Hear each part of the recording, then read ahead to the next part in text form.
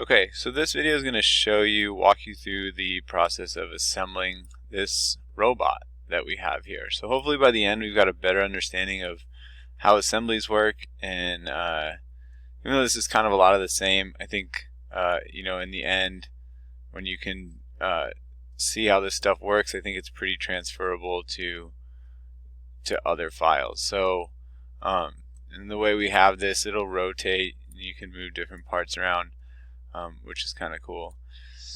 However, what I have provided with you guys is an exploded view, which basically shows how these parts go together. And if you look, because the way that these are like stepped aside, you'll need mirrored. But what we're going to do is basically go over how you make like a simple assembly, and then how you make sub-assemblies and then insert them into an assembly, and which will save us a lot of time. So we'll go ahead and get started. I've given you guys some files called robot files, so we can use these to put them into our assembly. So if we go to our Onshape and go to your file, whatever folder you have in your name, and we're going to create a new document, and we'll call this robot assembly, and then maybe put your last name in there just so you can keep it separate from other stuff.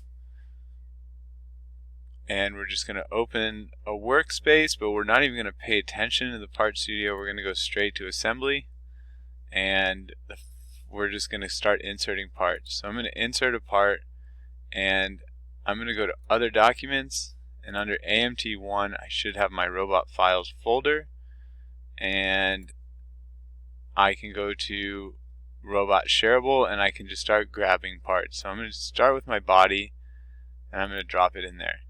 Now I'm going to stop for a second because this is the one that we have to ground or fix. You want to right click on this and do fix, and what fix does is it locks it into place so it can't move around. Now we'll go back to insert.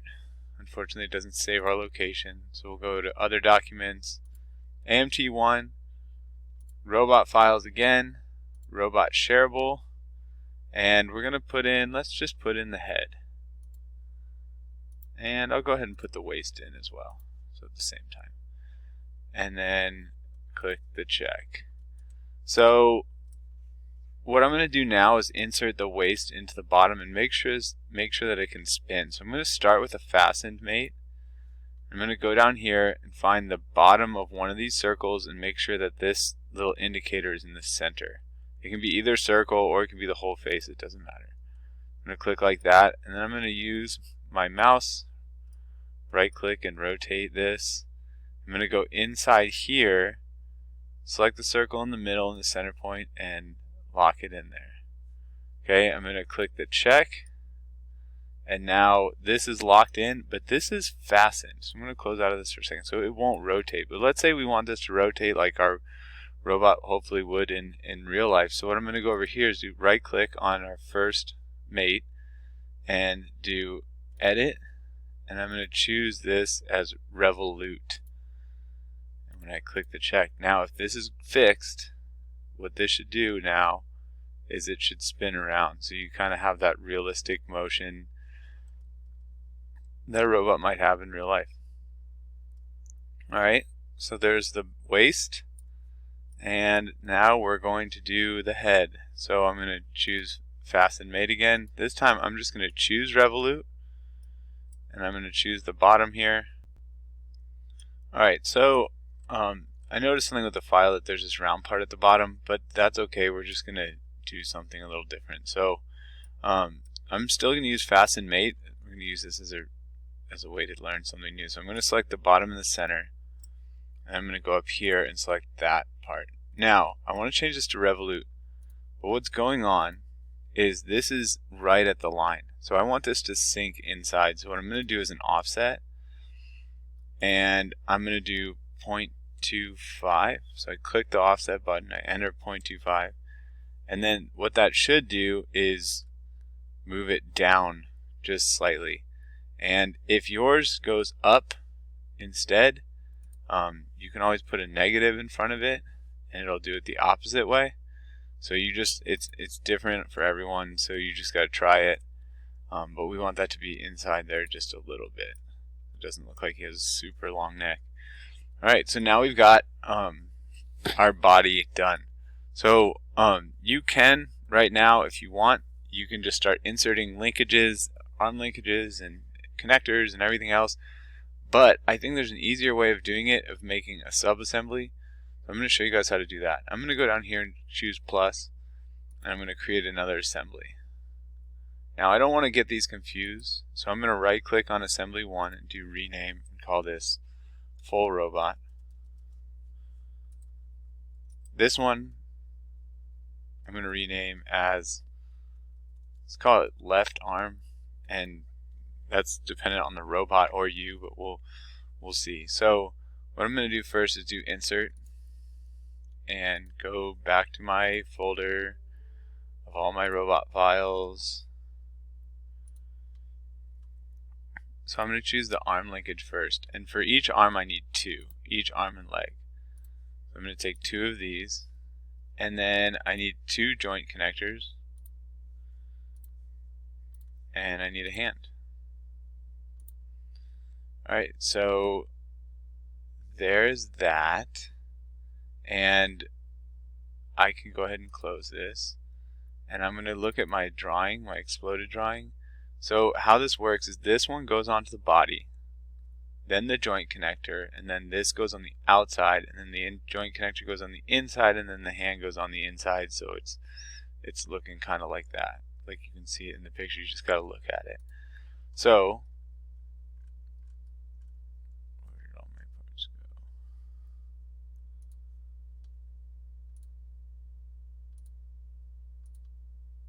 I don't know where my parts went, but we'll just do that again. So 1. I think I forgot to click the check. So 2 arm linkages, 2 joint connectors, and 1 hand, and click the check. Alright, so let's do the joint connectors first. And actually we always want to fix, so I'm going to choose one of these arm linkages and fix it. Alright, and then I'm going to choose my fasten mate. I'm going to choose the inside of the circle, and then the inside of one of the joint connectors. Now that's not really the right way how we want this to look, so I could flip it and then it goes the right way, or I could do the offset. It just depends on how you want it to look, because you want these to be all the way through. But that looks good, so I'm going to go ahead and save that. And I forgot, so I'm going to choose this revolute. I'm going to do edit and change this to revolute so it'll spin around. Next, I'm going to choose fasten mate again. I'm going to choose the outside this time with the opposite side. So when it connects, it'll move like that. Change this to revolute, click the check, and now this should spin around. I'm just going to keep going. So here, choose the connector, make this go to the outside, click the check. Again, we want it to be revolute.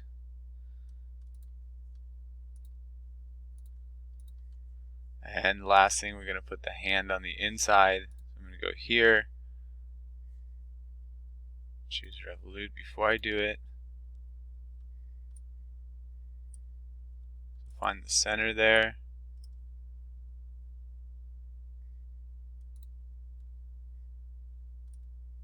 And then center here.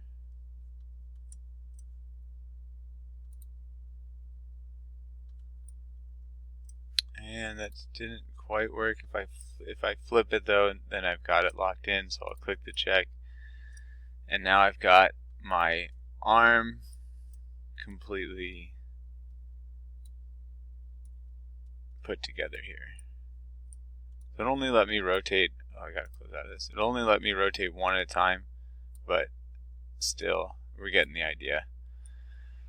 Alright, so this is one arm. This is our left arm. So what I'm going to do is go back to our full robot, and I'm going to insert, go to assemblies, and my left arm is here, and I can put my whole left arm in. Alright, and now I can click the check and I can fasten the whole arm at once. So I'm going to choose this outside the center, make sure I take the outside, and it's going to look like this where one's going to move. But if I change it to revolute and click the check, then everything moves with it. Now we've got our arm locked in there. Check the exploded view, make sure it looks right, and it does. So we are ready to start our other assembly. Now, here's a shortcut. Because we don't want to have to do that all over again, like the whole thing, I can copy this. So I'm going to right click on it and do duplicate, and then rename this. I could leave it left arm, or I could call it right arm, which makes more sense. And now in the right arm, all we have to do is change this to the other side. So either you can move the arm and everything, or you can just move this one. So if I hover over here, I can find where I can find the connections between these, so I can delete them. So that's one. And then I can try and move these, and as soon as they start moving, that means I know that it's been broken, and I can move them around. So we can leave that one like that. So now I'm going to change the side, so it's going to be on this side now. So I'll do fasten mate, choose the center, rotate over, choose the back, and I'll flip it because I want it to be on this side now. Fasten mate, choose the center, flip it, and I've forgot to put revolute, so I'm going to just start changing these.